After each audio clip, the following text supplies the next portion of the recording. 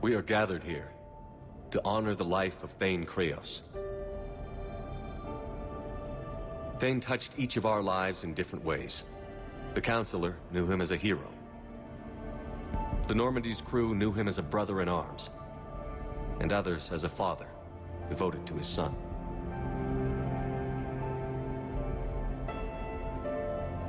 Though his life took him to very dark places, Thane cared for the better angels of our nature. Even when he was terminally ill, he ran through worn-torn streets to reach me because he knew I needed help. You all know the results of that day. An assassin, a professional criminal, gave his life for his galaxy. And now he can rest. Would anyone else like to speak? What I remember about Thane was his confidence. He told me once about how he remembered everything, even every mistake he made. If I did that, I'd be a nervous wreck. Thane kept it under control. It's strange, but the last word I'd label Thane with is assassin. And we covered each other in firefights. That makes him a partner. Thane's last stand was important. But let us also remember why Thane left the Normandy. To keep his son away from a life of crime. Deeds such as these do not go unnoticed by the universe. They echo in all who hear them. That is why I am here. Thane took himself seriously, a trait with which I did not always agree. I tried to make him laugh on several occasions.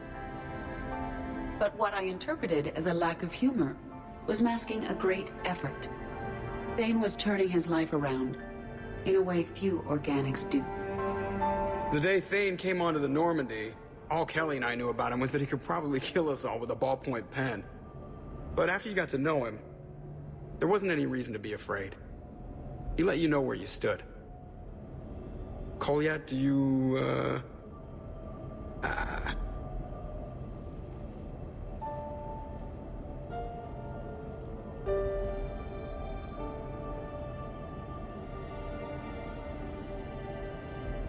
When I was little, I thought my father had it all figured out. He said men must be loyal to their friends and dangerous to their enemies. But when he prevented me from hurting someone, he had changed. He said enemies and ego are not as important as loved ones. I didn't want to hear it. I was lost. I called him a hypocrite in 1,000 different ways. Said that he was going soft. Now, I think maybe he did have it all figured out. That's all I can say. If anyone would like to continue, we'll be here.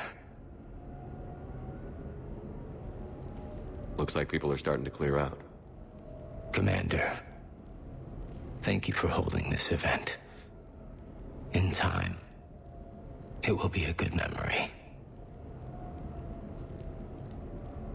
I don't know if I'll be as philosophical about it. It's still kind of raw. I understand. If you will excuse me, I should take this opportunity to speak with the Counselor. About what? He is feeling grateful, and I want to point out there are some Solarian biologists who need funding. If anyone would be able to create a breakthrough in the treatment of Keppel syndrome, it would be them. If you need someone to hold the Counselor's feet to a fire, I'm there. I appreciate the offer, but Counselor Valorn has recently orated about funding science during wartime. My odds are good. Oh, before I go, I was organizing my father's possessions, and I came upon copies of video messages he tried to send you. I sent them to your extranet address. I hope they help more than they hurt. Until we meet again, Commander.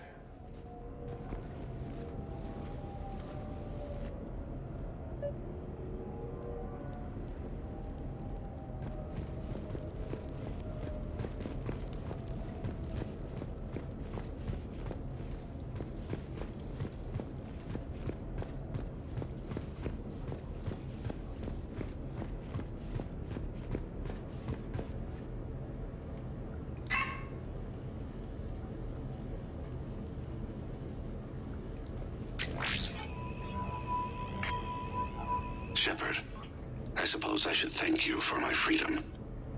Leaving the Normandy was the right decision.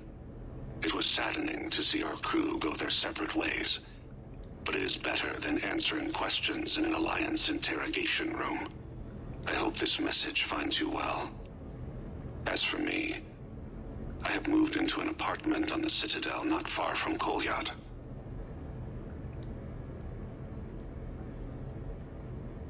I think the first attack I had frightened him. I will spare you the details. It seemed very dramatic at the time, but in comparison to the Omega Relay, it was a child's game. In any case, good luck getting the Alliance to listen to you. Let's keep in touch.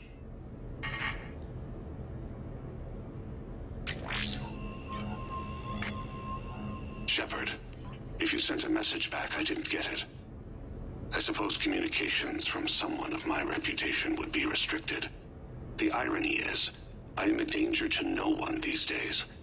I am even paying taxes on my investments. I can't expect Kolyat to do so if I don't. He is doing better. He has no significant other, and he is temperamental, but he is employed and staying out of crime. I can tell he is serious about changing. It has cost him more than a few friends. Send something back if you can, Shepard. I can only learn so much from news reports about you. I have tried a false identity to try to get this message through to you. We'll see if it works. I have good news and bad. The good news is that Kolyat and I took a few days to visit Earth. Light the shade of her eyes. Shrill sound of chirping stops. I scan the ground. See two tiny bodies locked by claws. Excuse me.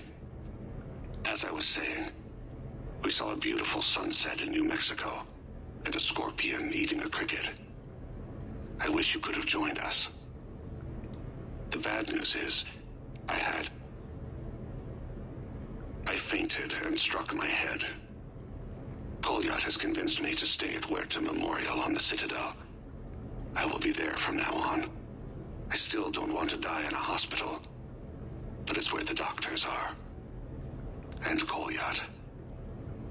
I love him. That means I must trust him. Goodbye, Shepard. Let me say that now in case I cannot later.